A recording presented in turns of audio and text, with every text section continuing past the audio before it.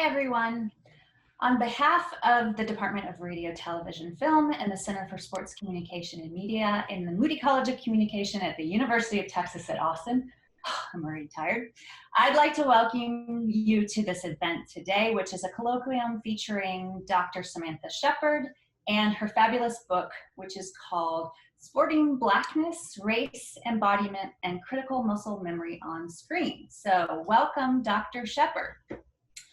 Dr. Sheppard is the Mary Armstrong Manusky 1980 Assistant Professor of Cinema and Media Studies in the Department of Performing and Media Arts at Cornell, a cinema and media studies scholar, professor, and writer. Her research includes Black cultural production and production cultures, African American representation in cinema, sports films, and feminist media studies. Dr. Sheppard received her bachelor's degree in film and television studies and women and gender studies from Dartmouth, and her master's degree and doctorate in cinema and media studies from UCLA. Welcome, Dr. Sheppard. We're so excited that you're here and that we're going to get to talk about your amazing book. Thank you for the invitation, and thank you for that very generous summary of life and career. You bet. We also have a few other people joining us, so I want to give you a very brief introduction to them. Also, I'm Dr. Jennifer Mclaren. I'm a professor in the Department of Radio, Television, Film. We also have Dr. Michael Butterworth, who is a professor in the Department of Communication Studies, and he is the director for the Center of Sports Communication and Media. Dr. Adrian Sebro is an assistant professor in RTF, and Brett Siegel is a PhD candidate also in. All right, we do have some back channel, something going on there, so I'm not sure where that's coming from, but hopefully we can get that cleared up. Okay, so I just wanted to give you a very short summary of how we're going to structure this today, because it is a panel talking with a guest speaker about a particular book. So I wanted to give you a lay of the land first. So I'm going to give a short intro to the book, its major arguments, just kind of a summary of what it covers. Then we'll move into having Mike, Adrian, and Brett give a brief response to the book. And then Dr. Sheppard is going to speak to those responses in particular. Then we're going to move into a more free-flowing Q&A conversation amongst the panelists about this particular project.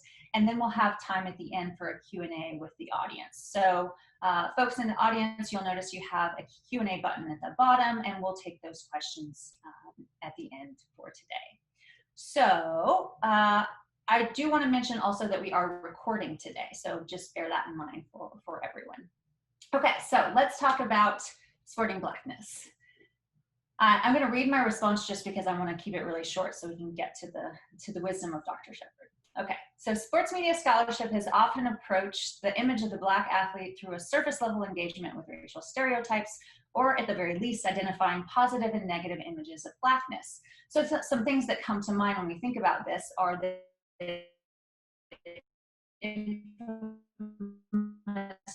caricature of Serena Williams in the 2018 US Open claims two particular athletes drew on long-standing racist tropes that created fixed notions of Black bodies and Black physical power.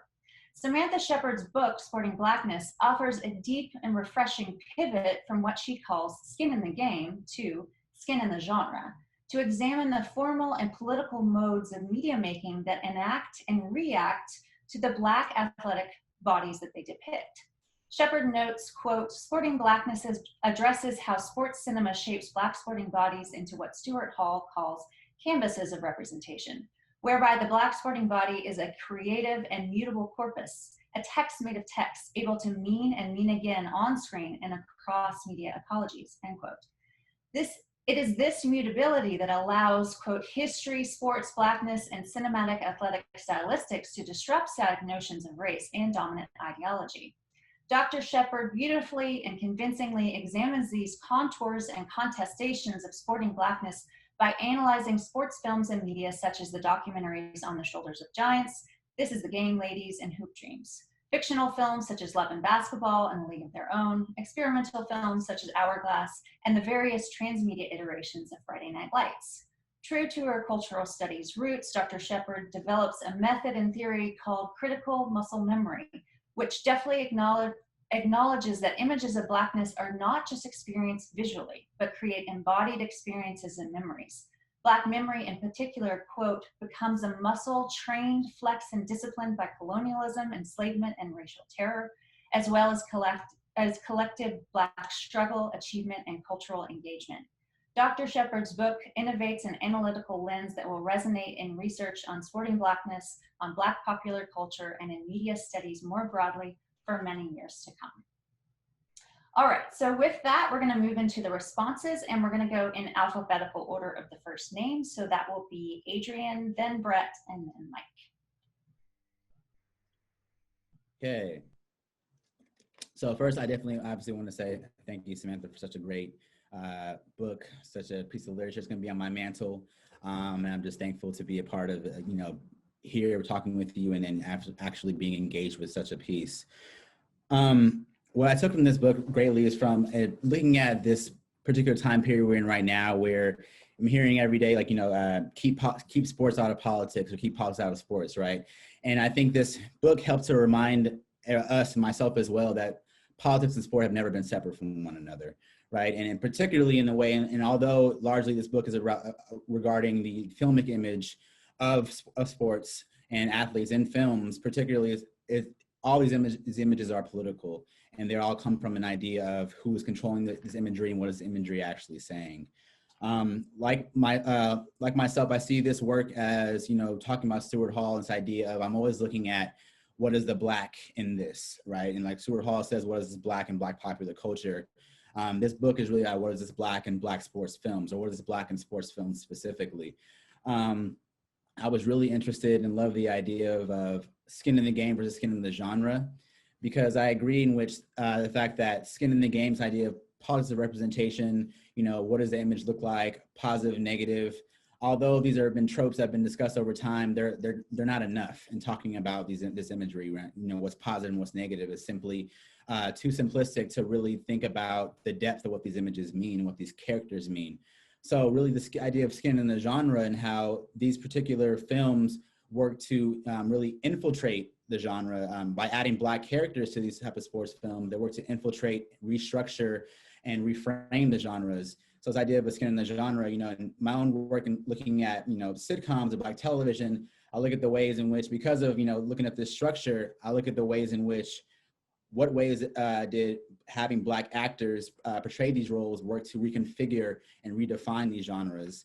And these films that you discussed throughout this book, be it documentary, television, or other filmic images, all talk this idea of restructuring what the genre actually looks like. And I greatly appreciate that. And looking at deeper than simply what we see on screen, let's talk about it as a whole, like how we see it at infiltration of changing the genre scape. I also really enjoyed the fact that what I really greatly admire is that really how you delve deeply into textual analysis to a point that I think that so often individuals move towards industry, which of course that helps remind me to remind my own students as well and my own work to really take these images and read them to a certain depth and with a certain care, because everything that's on screen is there for a purpose. I'll speak specifically to talking about the 13-second clip that was in A League of Their Own of the Black women, Black women throwing this ball back into the field of play in A League of Their Own, a film about this all white women's sporting team. To take this 13-second clip and think about and just construct so much of a history and analysis to it really makes it clear that the imagery of having these black women in this space, muted by words, but really their attire, their actions, their bodily movements, and taking those in the depths and thinking about what it means to place these Black women in this time period really is important to, looking at how, particularly sometimes one-off characters, while people may seem like these are all there for a particular purpose and say so much more about, simply this idea about, oh, it's a Black woman throwing a ball, but she can't play in the game. It's so much more deep. It's deep than that. It's thinking at the roots of what it means for this Black woman to have the ability to wield the ball, to throw it the way she does, and to, without even saying words, leave her mark on screen to make you think about, okay, what's the Black woman going to do next, right? You're thinking past this film and beyond it. And I think that's so important in like looking at how we really take apart these films, these filmic images, as far as like looking at it as a text and really going through it from there. So I also love that what you do in this film is like you talk about Blackness as it appears in obviously in every space, right? With your large chapter on, you know, iconicity of these Black figures, specifically looking at Boobie Miles, right? I always saw him as this kind of really tragic figure. You know, he's based off a real person, but really he's this young Black male who got, you know, from a poverty-stricken environment, but this was his way out, and he's kind of found in a place that he can't get out of it anymore. And this pain in this film, it says a lot to me, because I'm looking at this community of Odessa, Texas, right, where, you know, the film focuses on largely maybe the interior of maybe 3 or 4 Black individuals. But when I see this film, I can't help but think, when they come to play the championship game, when they play Carter, I always think about, I want to know more about what Carter's going through. I want to know more about this team. I want to know more about these coaches, because the way in which the film is framed is really framed in a way that's kind of negative, as a negative connotation towards this particular team. The way the coaches talk about, you know, what color will the zebras be? And I think there's a joke that says, like, you know, zebras are black and white, but really they mean like a matter of like, will there be Black referees a part of this game? Because we want to make sure that this game, you have a majority white community, you want to make sure our community is majority Black, we want to make sure this game is called fairly. And so at the end of the film, I'm always thinking about, okay, what happens next with Carter? You know, they're a Black team and they're seeing showboating, they're seeing with all these allure about them, but I want to know more about this particular community, about this Black sporting and how it looks like through this team. So I think I love the way you talked about these kind of one-offs or these particular scenes that feature Black characters, and you intend to, like you did with the Black woman in League of Their Own, you create a narrative around how important that character is to the framing of this entire film and the framing of the genre. And although their space in this film is so small, it has a huge impact to the imagery and to the story, and to having, you know, skin in the genre and what it means to actually even place them there alongside these majority white sporting bodies. What I also thought was, I mean, I love that you talked about Gina Prince by the Wood in such an important way, because largely she's not really talked about in academic spaces. And I think that's always a disservice, because it's so much of her work is so much depth to be reached in the work. And looking at Love and Basketball the way you do, particularly in thinking about how you break it off into quarters, right? How you break this off into like this Black woman sporting body, you know, and the entirety of the film was about her, you know, having to display her masculinity in some spaces, but retract from it in a lot of others. And specifically, a quote that always comes back to me from the films is when she's at college and they say to her, you know, the only reason you're here is because Tanya Randall got pregnant and decided not to come, right? That's such an important part of the film. You can talk about it in this, but it made me think about that part, because in thinking about Black women sporting bodies, right? You're thinking about what's at stake for them.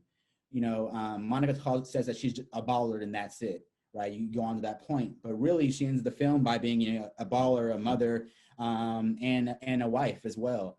But in this case, you're looking at, you know, a woman who had to give up her athleticism, kind of maternity over basketball, right? And that's the predicament for the Black woman, so the Black female sporting body. And it's a situation that will never be interrupted in the same way with the Black male sporting body.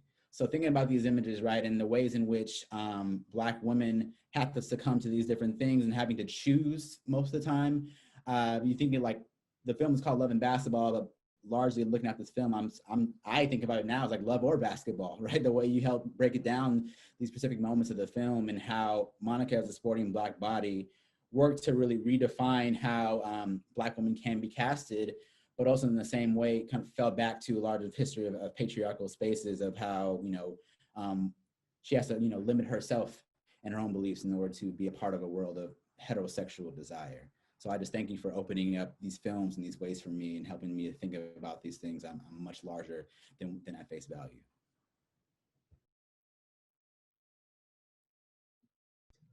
Am I up? You are up, Brad, yes. All right. Well, I had some similar takeaways as Adrian did, but first I just want to thank everybody who was responsible for putting this panel together and for allowing me to be on it. Thank you, Dr. Sheppard, for joining us and for this really excellent and thought-provoking book. I mean, there's so many different angles that I can see this conversation taking. For one, you're focusing on a genre that hasn't received too much attention in media studies, although that's certainly changing. And when it has been discussed, it's usually to sort of dismiss it as predictable and formulaic, or to critique some of its more conservative tendencies, like celebrating sports as a post-racial utopia, or framing racism as an individual obstacle to be overcome through sports. But I think you're offering a much more kind of complex and nuanced take on the sports film and the figure of the Black athlete in general. I think one of the most productive things about the book is that it moves beyond sort of one-dimensional analysis of kind of good representation versus bad representation, to really show how Black identities and bodies are contained by racist capitalist structures, but also how they come to resist these structures. And the figure of the Black athlete in particular is such a powerful source of meaning and memory and history, that I think, as you demonstrate here, it transcends any single athlete or any single text, and obviously resonates well beyond sports, whether a given text is choosing to kind of grapple with that or not. And many of the films that you're discussing here do to various degrees, and some don't at all. So for a genre that's so invested in keeping politics at arm's length, at least in its mainstream form, I really find the tension between Black presence and absence, hypervisibility and invisibility, mobility and stasis, all of this really interesting in the way that sort of the decisions about how to represent the Black athlete are inherently political and politicized. You have a passage towards the end of the book about the refusal to labor in white time as sort of an act of disruption and dissent, and potentially even revolutionary in its capacity. And you discuss how sort of refusing to play the game, whether that's protesting or striking or retiring in your prime, really amounts to a direct kind of confrontation of these racist systems that exploit Black labor until it's no longer profitable or desirable. And this refusal to labor in white time and in white structures and to white ends really struck me as a theme throughout the book, as sort of a way to recenter Black subjectivities and experiences and to reclaim Black agency across a range of industries and a range of texts and a range of contexts, whether that's in sports or in media, or within the codes and conventions of a specific genre, or even within the context of a specific production culture. So I'd love to hear your thoughts and the thoughts of the other panelists about how we might connect all of this to our present moment, right, to 2020, when we're obviously on the one hand seeing an exciting moments for athletes protesting and collectively organizing, but also seeing leagues and organizations putting profit and property over people yet again with COVID. So we're seeing the sports media complex sort of doubling down on the need for sports and putting Black athletes at risk disproportionately, especially in college. But we're also seeing a time where refusing to play can sort of unsettle and destabilize these racist structures that are sort of demanding that the spectacle of sports go on, and demanding the labor of Black athletes in particular amidst this global pandemic. So I'd love to hear your thoughts and the thoughts of the rest of the panelists. And with that, I will hand it over to Mike. Thanks, Brett. I'll echo what's been said in terms of saying thank you to those who have organized this opportunity. And on behalf of the Center for Sports Communication and Media, we're really thrilled to play any role in this whatsoever. So Dr. Sheppard, thank you very much for joining us and for giving us this fantastic book to think through and think with you about the themes that are there. I want to open my thoughts by recalling the Fab Five, which our audience will most likely remember as arguably the most celebrated recruiting class in the history of college basketball. Just to remind those who aren't as familiar, the Fab Five was Chris Webber, Jalen Rose, Juwan Howard, Jimmy King, and Ray Jackson. And they led Michigan, University of Michigan, to consecutive national championship games appearances in 1992 and 93. Now, along the way, they challenged and fundamentally changed the culture of American sports. I mention this because I feature the Fab Five documentary produced by ESPN routinely in my classes. And I do that primarily because the film does such a good job of dramatizing how the Fab Five refigured race in college basketball, and how provocative that was, especially because they were the first ever class of freshmen to make up a starting lineup. I thought of that film several times while reading this terrific book. And the book reveals so much about what we think we already know, both the pathologies and the virtues about being a Black athlete in America. So as Dr. Mclaren pointed out, the book is grounded in the theoretical framework of critical muscle memory, which I find to be a really shrewd theoretical invention. And Dr. Sheppard deploys that term to mark the intersection of corporeality and memory that specifically is present within Black literature and cultural studies, and does so to attend to a range of cinematic texts to examine representations of Black athletic bodies on film.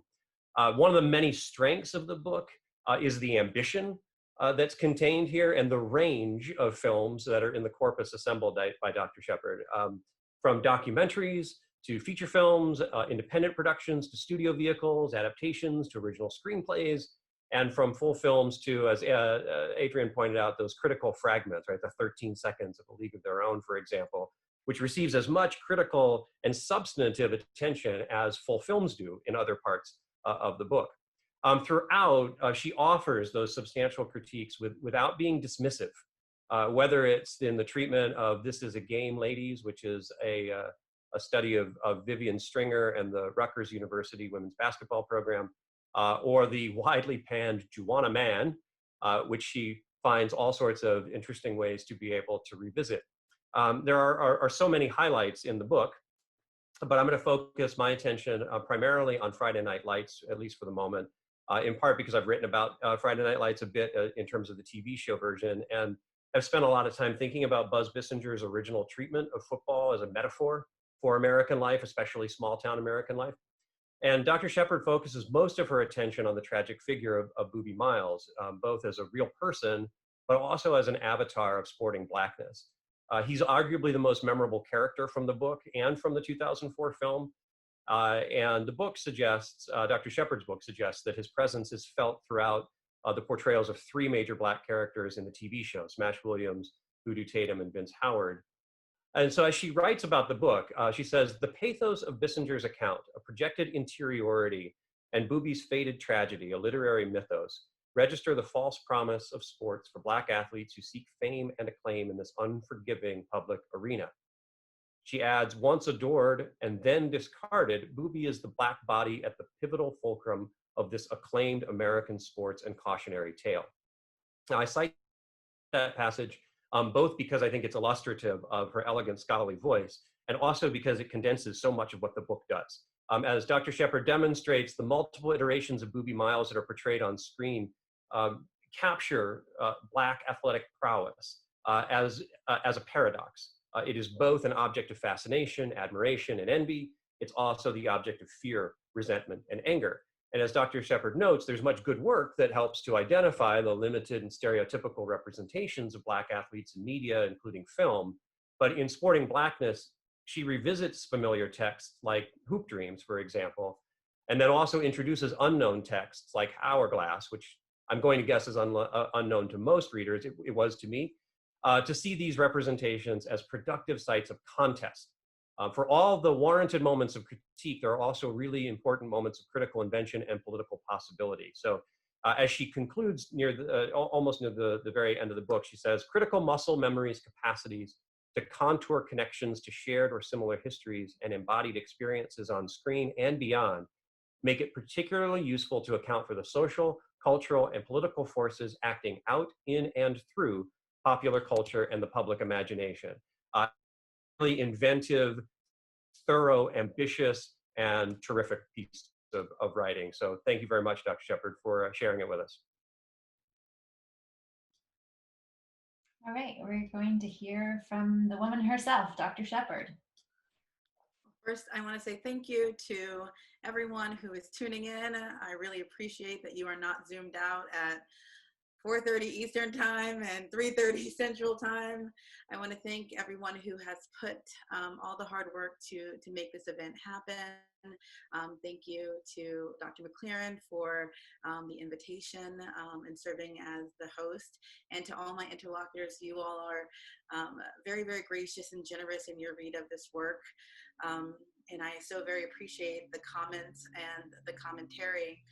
And so I'm just going to jump right in with my thoughts on your thoughts, which is kind of amazing. Write a book, you get to just keep talking about people thinking about your book. So I've got a little pad here, so I'll be looking down often.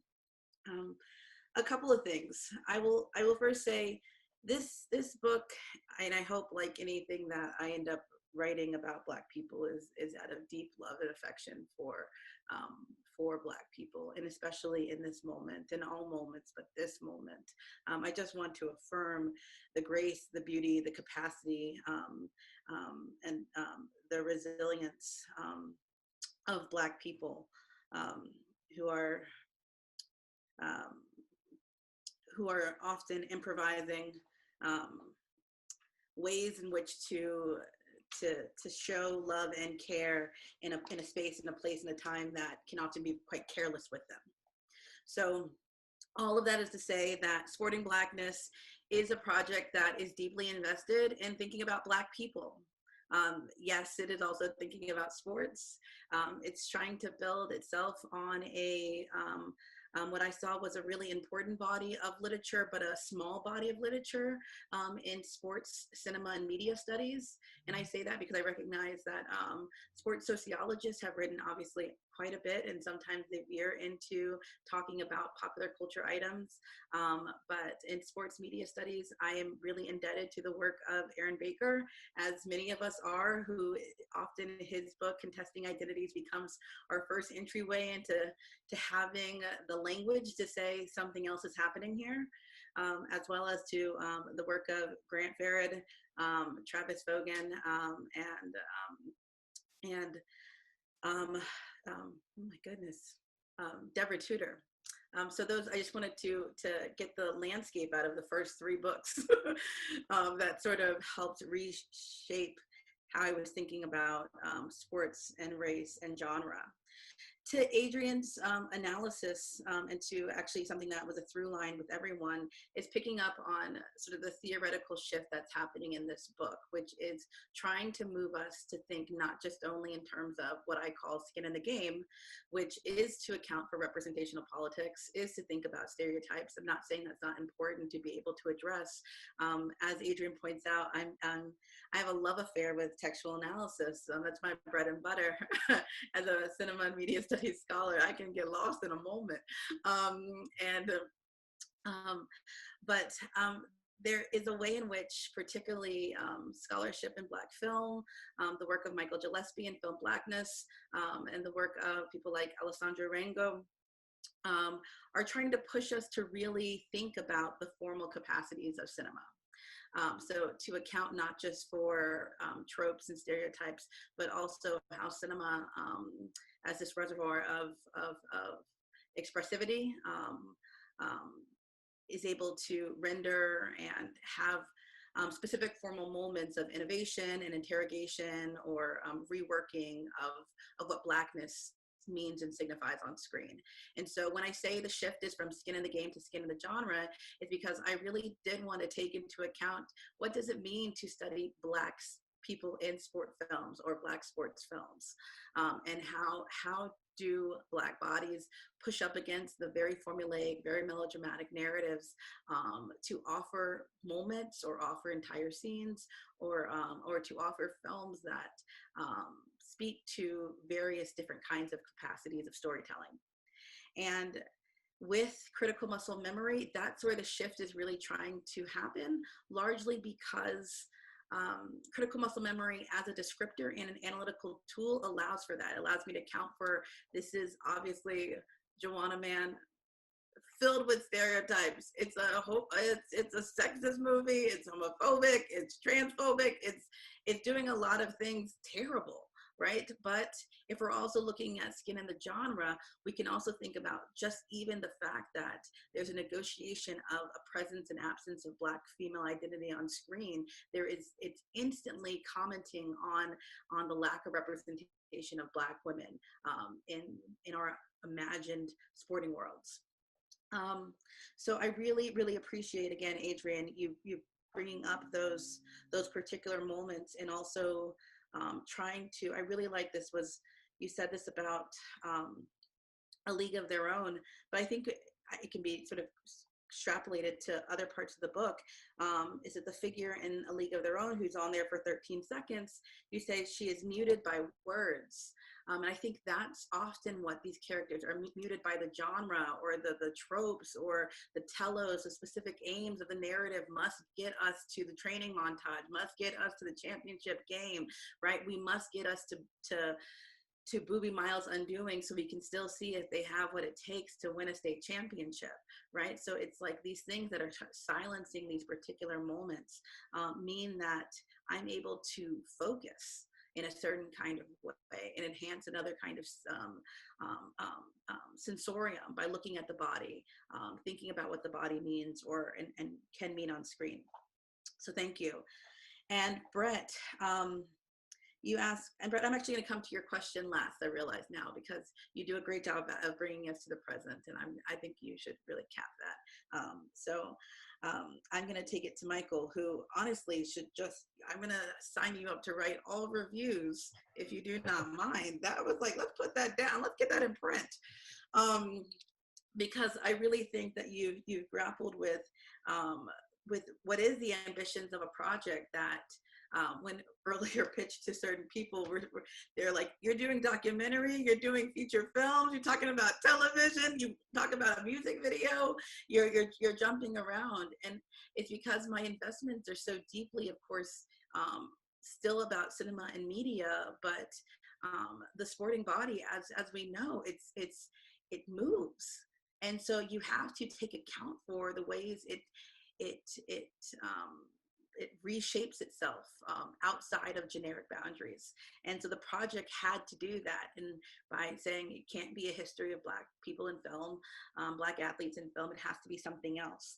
And the major thing, something else that is in accounting for the ways in which Blackness is made to signify or be re-signified on screen. And I really appreciate you bringing up This Is a Game, Ladies. So that chapter on Black sports documentaries, as Adrian said, is trying to understand what is the Black in Black sports documentaries, which is a really important subgenre. Also the most watched genre, easier to make. And with 30 for 30s, there's like 1,000 of them now. So you got it all. Everybody's watching The Last Dance, which, but we'll get to that later.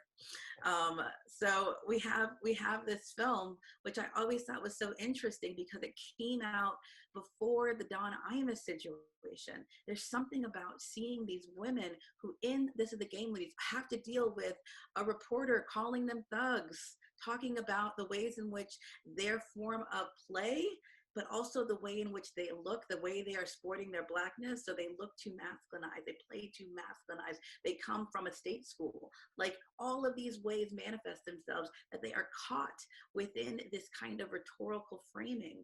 And then we see this discursively looped when you watch this film now, and you think about Imus and what he said about them as quote unquote nappy-headed hoes, how this film plays a kind of circularity.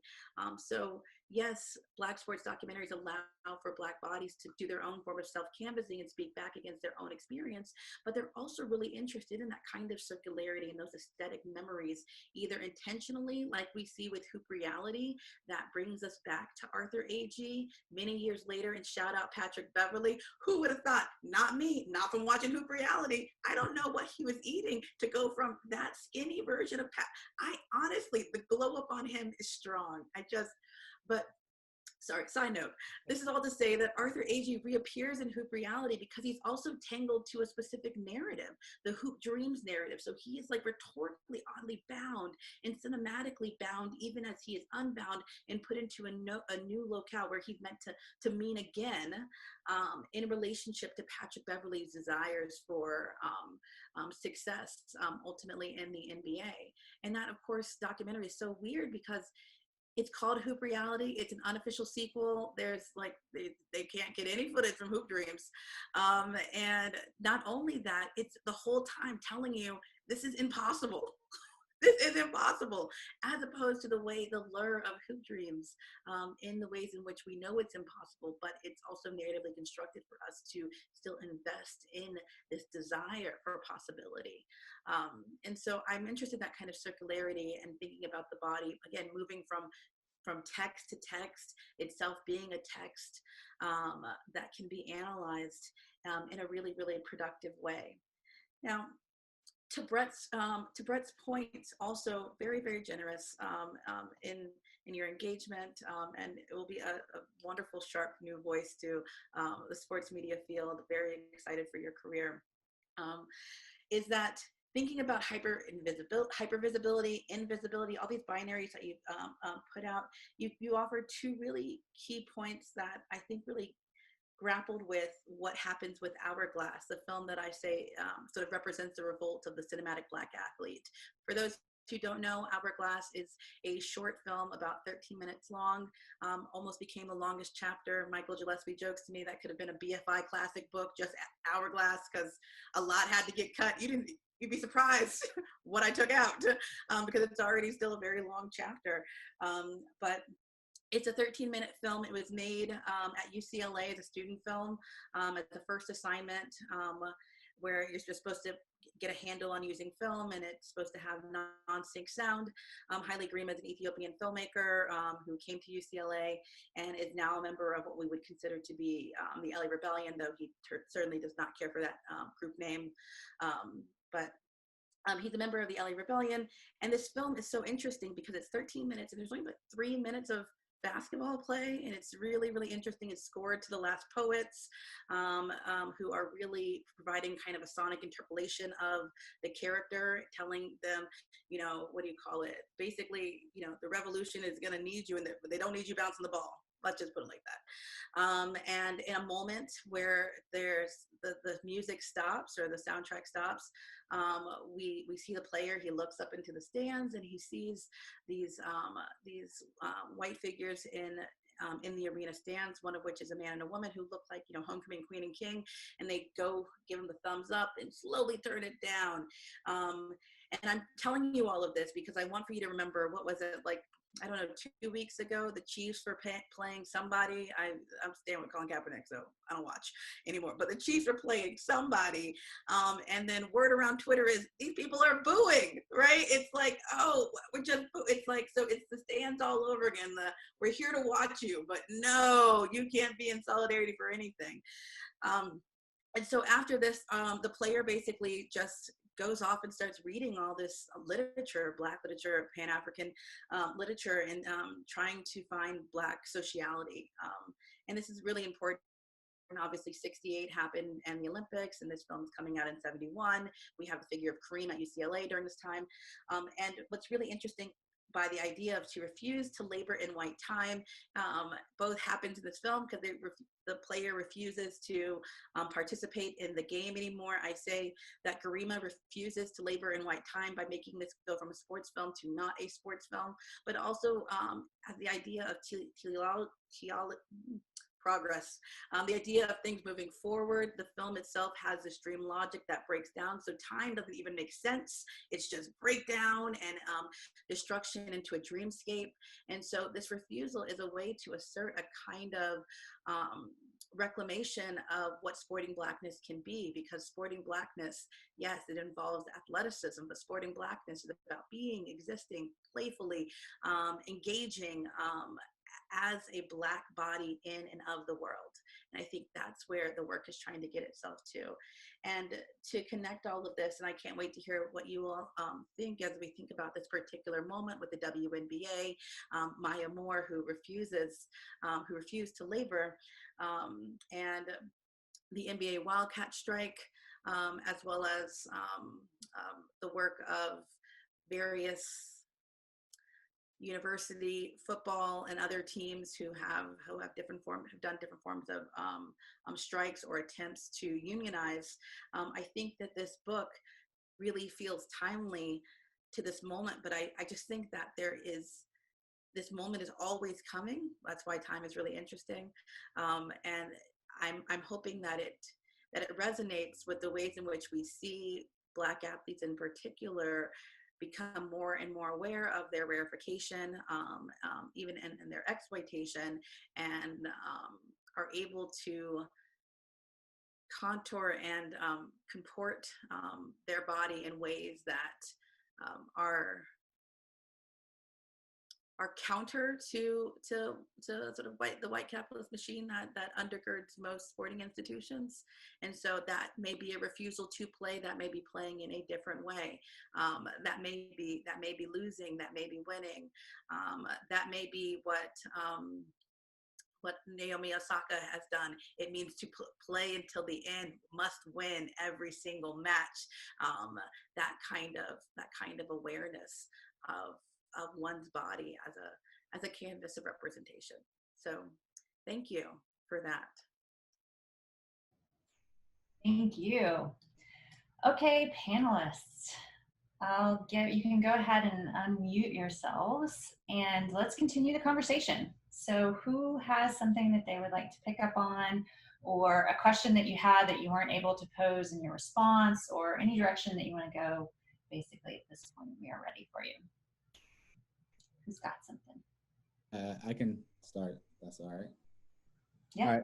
So I have to admit, I'm like, as a person who studies Black media, I used to always kind of like even be afraid to watch Black sports films. And I'll tell you why. Like AIP, the American International Pictures, was one of those production companies that was huge on Blaxploitation films in the 70s.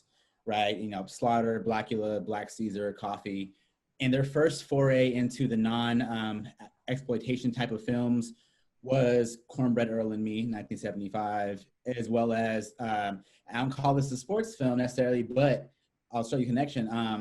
As well as Cooley High in 1975 as well, just a couple months after, right? And in these films, spoiler alert, both main characters who are Black male athletes and basketball players are murdered. Right. So, and then you see it 20 years later in films like, Boys in the Hood, where one of the main characters has everything going for him, football player was murdered. Right. So there's always kind of this fear of like this Black male, like sporting body. And like this book helped me remind myself of that. This fear of the Black male sporting body may be like always seen as a threat, seen as animalistic, othered often. It was always difficult to root for or to have, compassion for and feel for, because it seemed as though that body would always be taken away. So that was one of my always kind of personal things in like reading or watching films about athletes, specifically Black athletes, but their livelihood and how it was so precarious, way beyond on the field or courts, or literally through walking through their neighborhoods. Which led me to like thinking about films as well too, like in the particularly where white athletes are paired with Black athletes. So I think of obviously Brian's song with Brian Piccolo and Gail Sayers, R.I.P. to Gail Sayers, just recently passed away. Films like that, where it goes back to like a part of your introduction. We talk about the game plan, and then you say, Black athletes were employed on screen to define and edify their white protagonists as supporters or obstacles to white athletes' advancement. And largely in these films, and although that's based off of a true story, but largely in these films where there's a kind of white counterpart, that is largely the only time where, the Black body is somewhat kind of safe or saved because of that, right? And as the Black body is meant as a supporting figure. And so I thought of too, like my first film that I can remember seeing is like kind of understanding too, is like about this like white and black sporting body together is like White Men Can't Jump, right? Created by, Ron Shelton in 1992. Also the creator, the director and writer of Bull Durham, which is odd, told completely different films.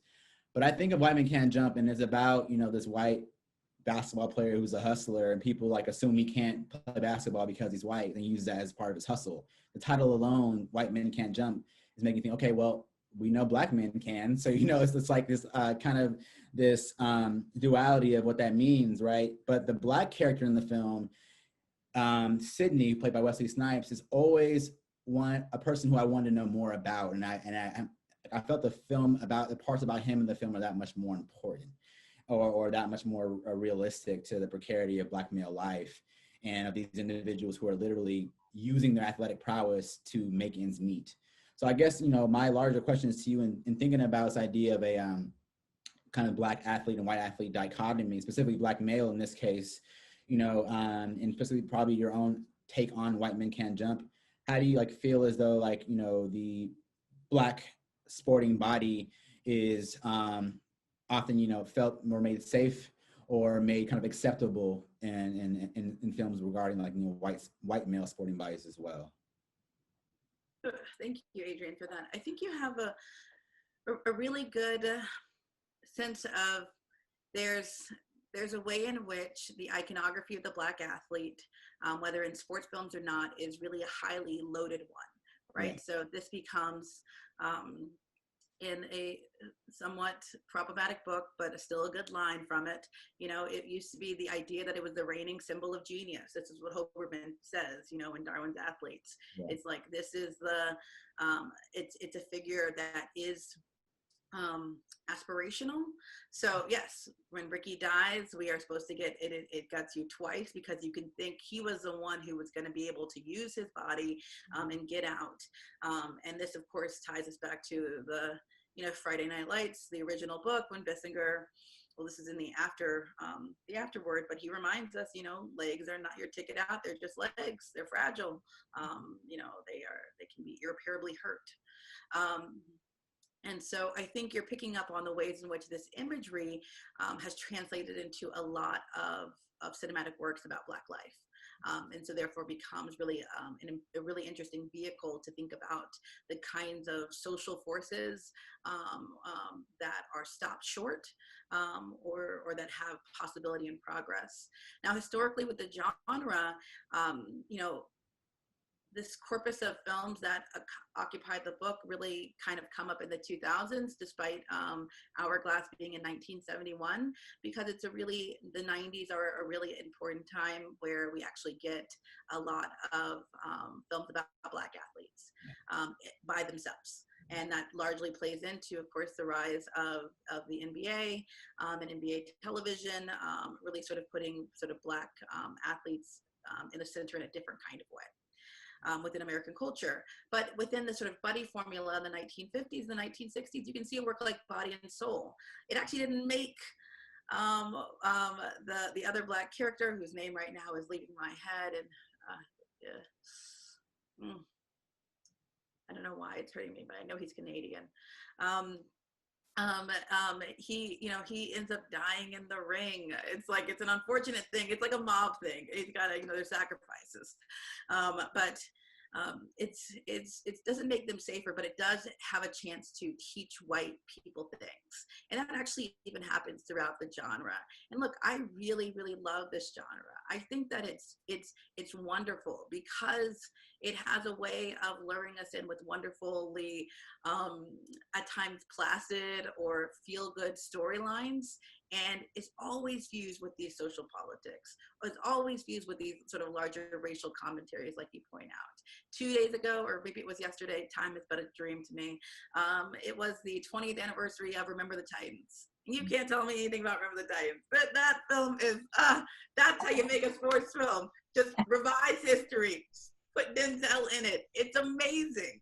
But it certainly is operating in a kind of racial fantasy about Black and white relations in a way that it makes both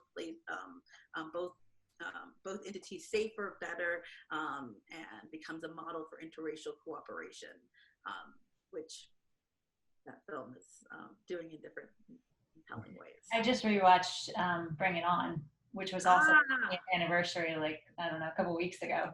And it's a similar, very similar. I was thinking about that while y'all were talking about this in particular, because it has that very similar theme of, you know, the Black cheerleading squad. Gabrielle Union has to teach Kristen Dunst, you know, how to be a good person, basically, is one of the themes of the movie. But Yes. great sports film. Great sports film. Very, very true. Though I will say, and I may get some slack on this out there in the world of one person who will ever find slack on this, is that I believe that film is actually really happy for the white team. I think it's a Rancho Toros. I know I read that great piece in ESPNW about the film and its critique of race, but to me, that film, it's able to formally make us think that second place feels just as good, if not better, than first place, and it's able to restructure whiteness even in that moment, which is really, really sad because you know the Clovers were so good, they really, really were, and I wanted more with them.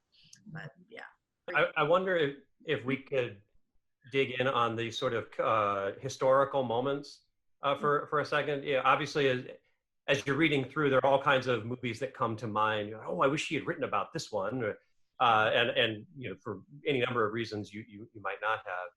But you know, thinking about Friday Night Lights again for a moment, that book came out in 1990 about the 1988 Odessa Permian Panthers, and then the film doesn't come out until 2004, and then it's not until 2007 that we see the TV version.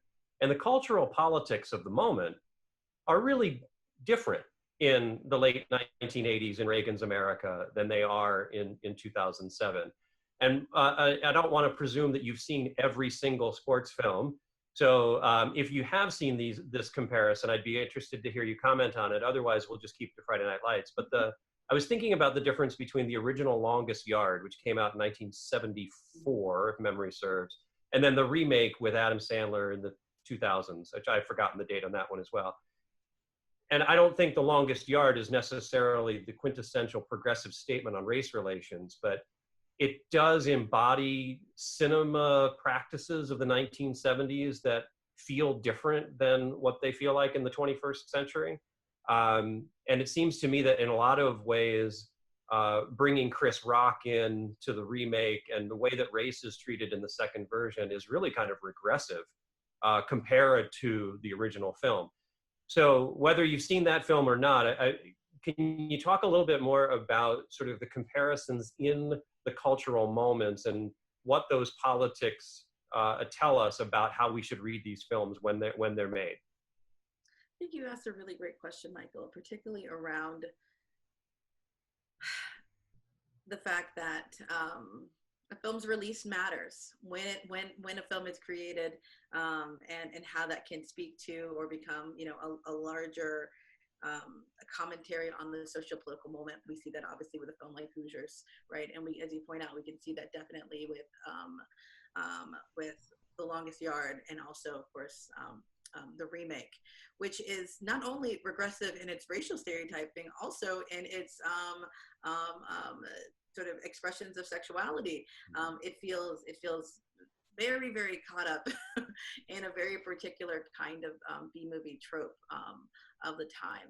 And I think that when I think even just historically, not just about Friday Night Lights and not just about that film, is that what happens in the genre is there is this turn to both either historical engagements with Black past that get to put racial conflict squarely in the past and as something that can be, of course, triumphed over, or it's often put into these hyper fantastical worlds that are not sort of grounded in anything, and I think, or grounded in some realities, but really become star tools, and also in the genre of comedy. So I think it's very important how very few, not very few, that may be a little bit of an overstatement, but within the genre, there are less comedies. So if we put Longest Yard with Cool Runnings and Uncle Drew, trying to think of what are the other ones that are supposed to be quote unquote Joanna Man. The comedy, that sort of genre framing becomes so much more critical when we could think about the kind of social political message that would have come from The Longest Yard when it was kind of seeing itself as a drama or a melodrama, as opposed to what we see with the Chris Rock, Adam Sandler turn, the Happy Madison version.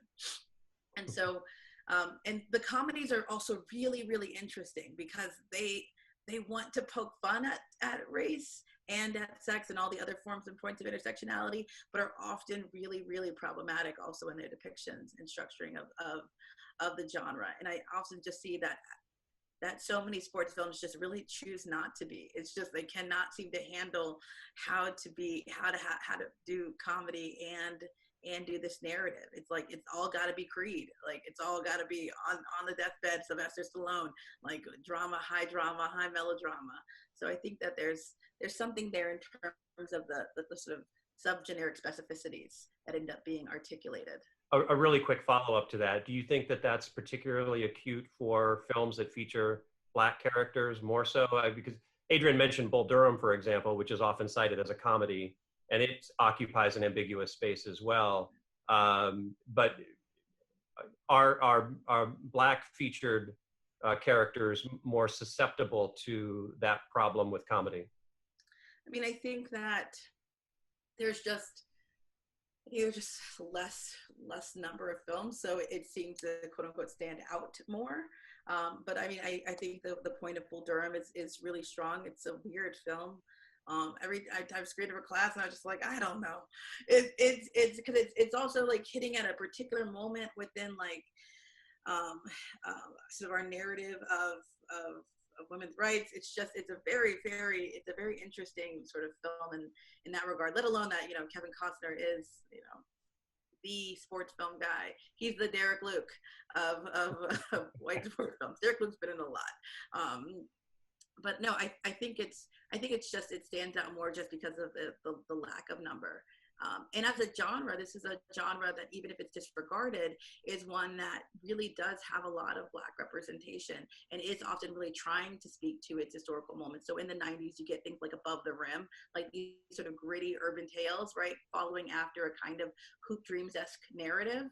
And so it's trying to, be the social problem film of the 1990s. I think that's where we get these kind of specific dramatic takes, which is why things like, A Cool Runnings during the same kind of period of time, I think it's 93, comes off really odd. It's enjoyable, but definitely just odd. It was just like, it's such a good and terrible film all at the same time.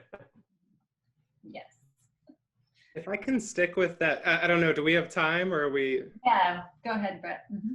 I was just wondering, just on the subject of kind of like how you're working through genres and subgenres in the book. I think you introduce a lot of interesting ways to rethink some key areas of kind of media studies scholarship, like genre, as well as archives and transmedia storytelling, and sort of the way you trace the meanings of the Black athlete across texts and mediums and time periods.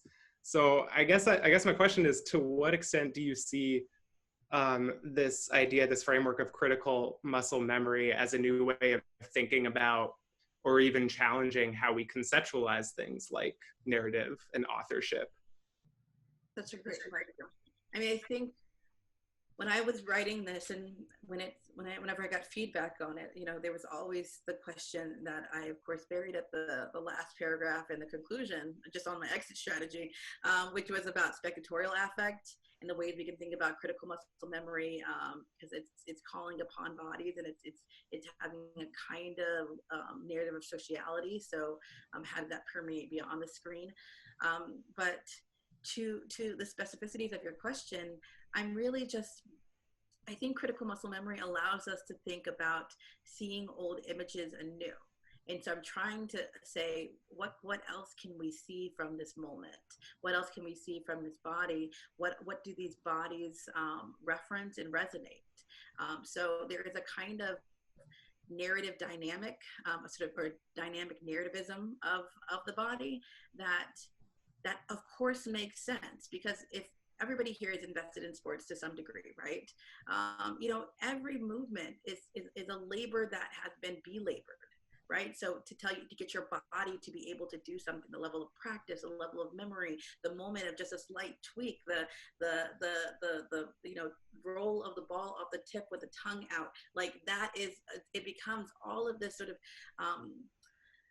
textual signifying that we have yet to really mine. And so I really think that this is about, as a term, it's yes, useful because of human kinetics and Black cultural studies to think of it particularly in terms of sporting bodies, but as a term in general to think about sort of embodied experiences and the ways in which we can engage representations, engage corporality, engage Black performativity or performativity in general, means that I think that it has, pun intended, it has legs. It can really move.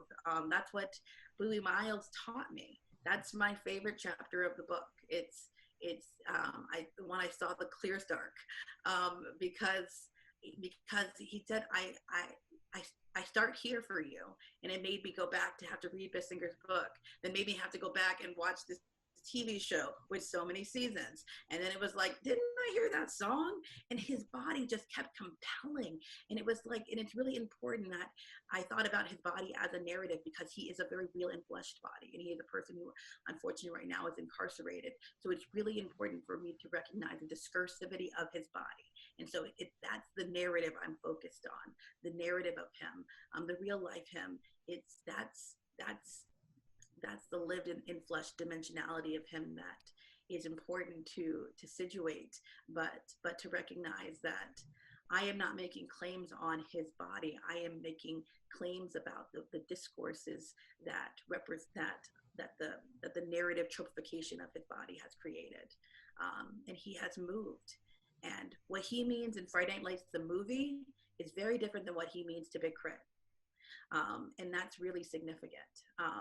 And what he means in the moment in Friday Night Lights when it's two boobies on screen is something different than what we even get with the film and how it wants us to think about his Blackness as abject. It's doubled, it's dual, it's before, it's after, it is critique, as opposed to what we are supposed to think about it as pathology, or just a cautionary tale.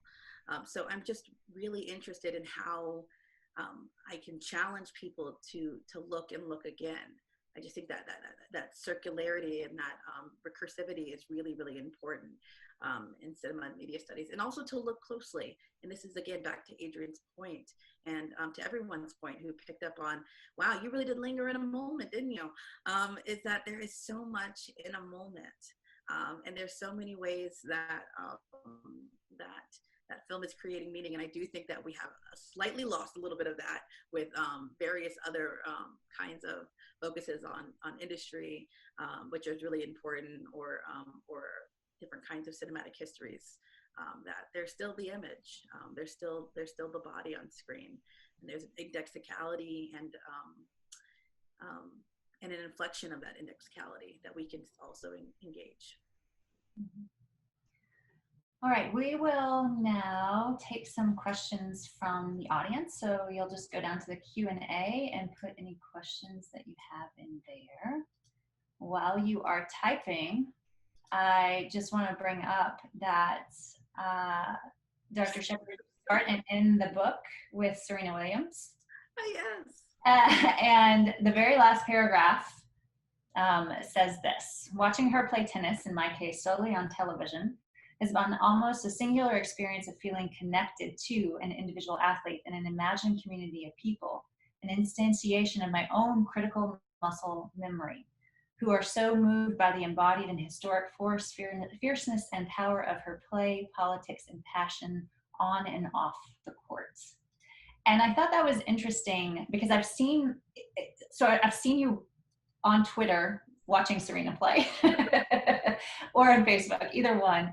And I can almost hear it and feel it with the way that you're describing it. And so I thought it was pretty beautiful the way that you ended that. And I think that for me sort of like really helped solidify what you were doing with this particular term in a way that I was like, yeah, I've seen her doing it.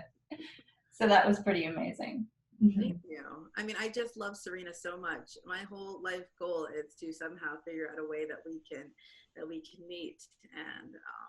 And we don't even become close friends. We need a good photo op. I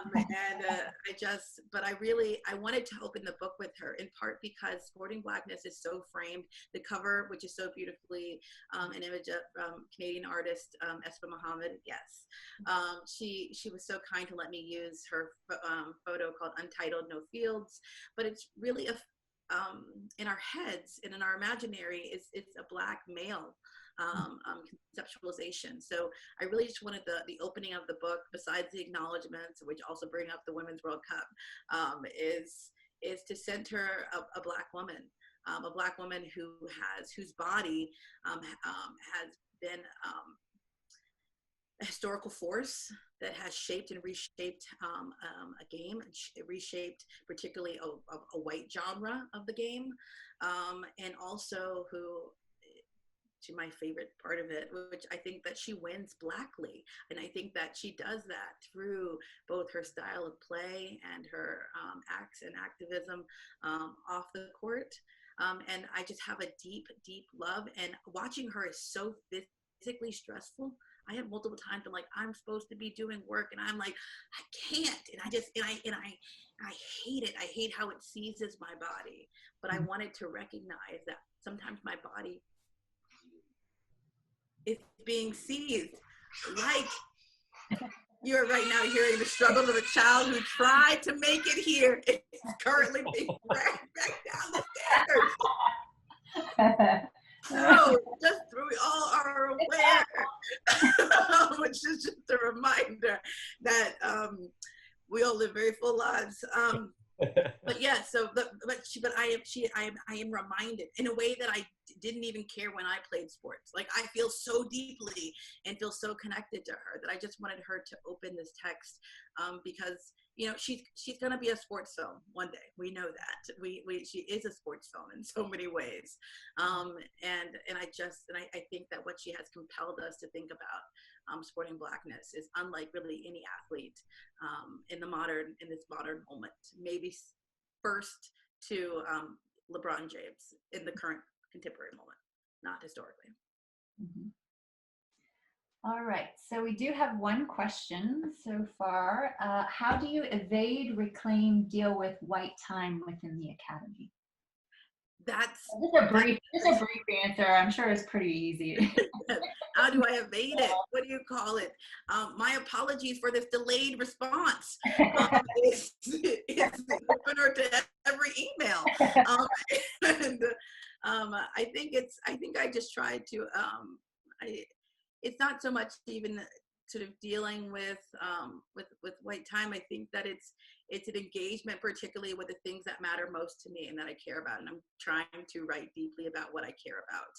And Sporting Blackness was one of those works that took a lot of love and focus and attention, because I so deeply wanted to address a genre that had been really meaningful to me, even if I found it really problematic. And more importantly, I just didn't feel like people were giving it its good due. And with the other book that I was helping with, Sporting Realities, Critical Reading of the Sports Documentary with the great Travis Fogan, wanted to highlight a subgenre which is actually getting more and more attention. But yeah, I just try to write about things that I deeply care about, and I think that sports are really, really important, but I'll really almost write about anything. So, yeah. Okay, so it doesn't look like we have anything else from the audience, unless someone wants to type a question. I'm looking, but anything else from the panelists while we're waiting to see? Can we come back to Serena for a moment? I asked about why you chose to open the book with Serena Williams, and so I'm really glad that you answered that.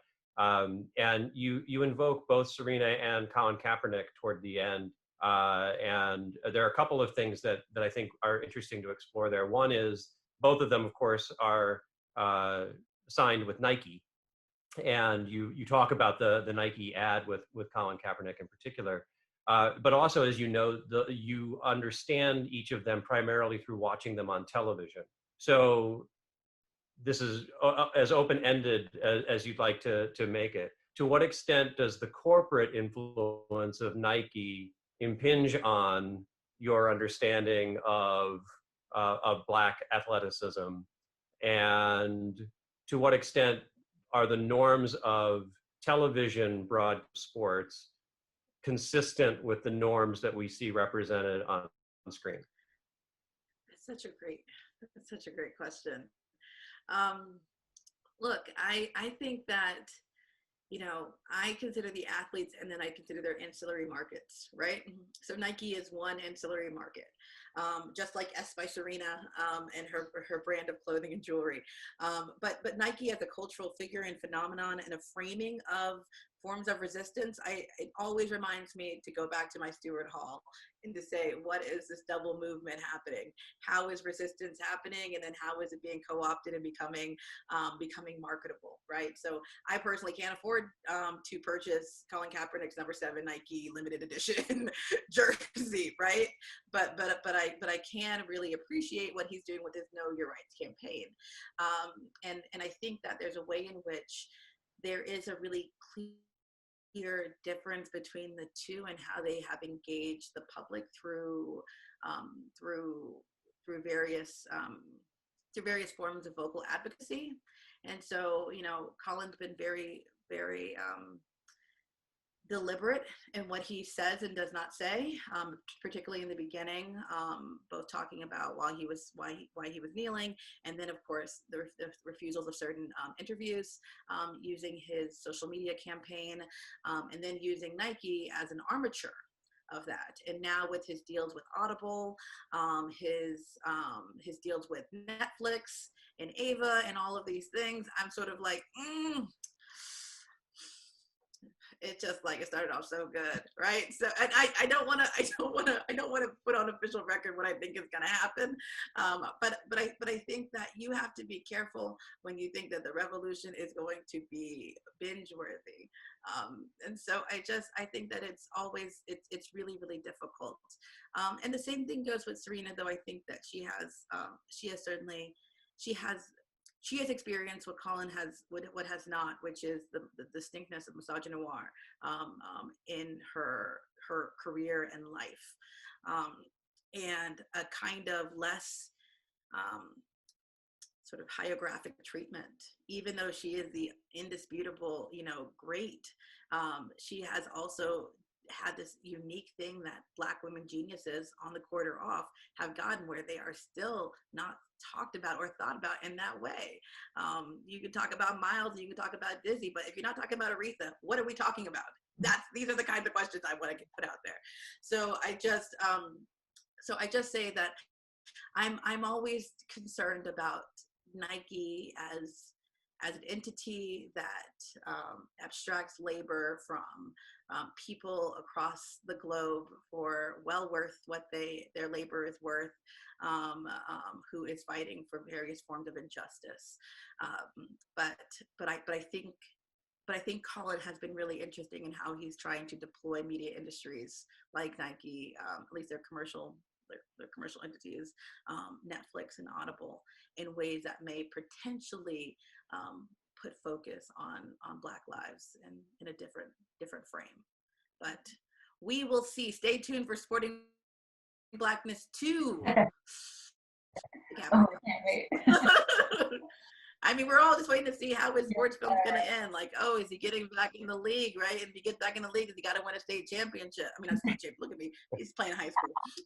He's got to win, you know, a Super Bowl for that narrative arc to work. And in certain ways, you actually don't want that to happen. You want the story to end here, because that's a stronger narrative buildup. Mm-hmm. Thank you. I do want to ask one more question. We are running a little low on time, but Noah Cohen asks, how do you think about liveness and the potency of sporting events as narratives in relation to the scripted sports filming narrative? Do you see the modes of reception for fans / audiences as fundamentally similar, different, somewhere in between? Such a great question, Noah. Who also is an amazing sports media scholar and has a great book on sports fans. So I really feel like I could ask you this question, Noah, but I definitely think that I think that liveness is what at times sports films try to approximate the feeling of, particularly when they are choreographing games and practice sessions. They're trying to get you to feel that kind of visceral and embodied excitement, even in the representations of historical past. So even though you know how Glory Road's going to turn out, you want to get that feeling of, can we have this drama of what you get when you experience a live game? But of course, now with the packaging of live games with color commentators and the scrolling machine, these are highly mediated events. Even the angles when I was watching the US Open, I was like, I don't want to look at the camera from here. Like, the ball is too low. I cannot tell, is it in? Like, I did not care for it.